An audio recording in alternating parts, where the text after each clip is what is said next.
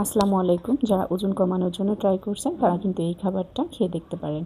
তো আজকে আমি মসুর ডাল দিয়ে একটা চাপটি তৈরি করব। তো মসুর ডালটা আমি আগেই ভিজিয়ে রেখেছিলাম। এখন একটা ব্লেন্ডার জাগে নিয়ে নিচ্ছি।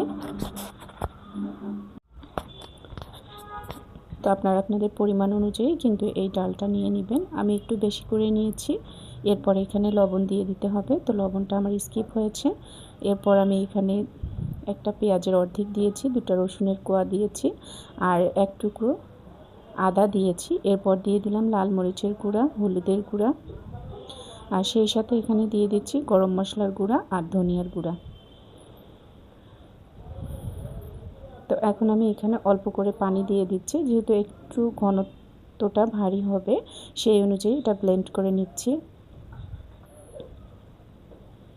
তো এখন আমি একটা বাটিতে ঢেলে নিচ্ছি। চাইলে এখানে আরও কিছুটা হলুদ গুঁড়ো দিতে পারেন, সেক্ষেত্রে সুন্দর একটা কালার আসবে।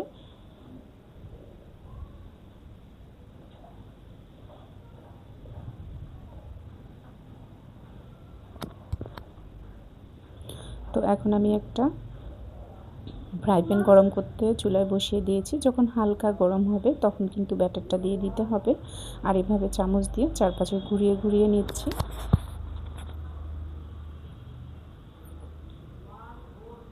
তো আমি টিস্যু দিয়ে কিন্তু ফ্রাই প্যানটা মুছে নিয়েছিলাম, আর সামান্য পরিমাণে একটু তেল দিতে হবে উপর দিয়ে। যারা অলিভ অয়েল খান তারা উপরে অলিভ অয়েল কিছুটা দিয়ে দিবেন।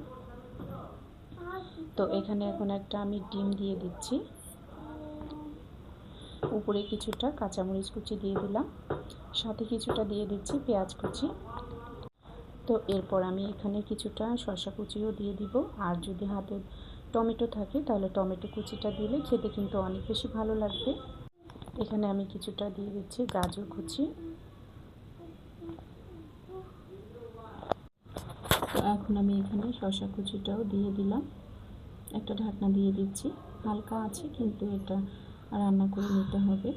তো উপরে এখন কিছুটা আমি গোলমরিচের গুঁড়া দিয়ে দিব, সেক্ষেত্রে খেতে কিন্তু অনেক বেশি ভালো লাগবে।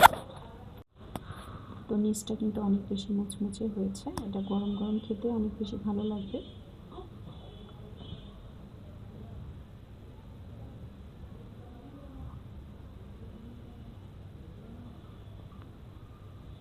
তো এখন আমার চাপটিটা হয়েছে, আমি নামিয়ে নিব।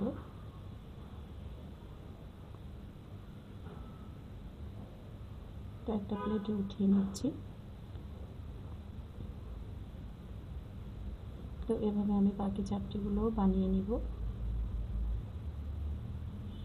দেখতে পাচ্ছেন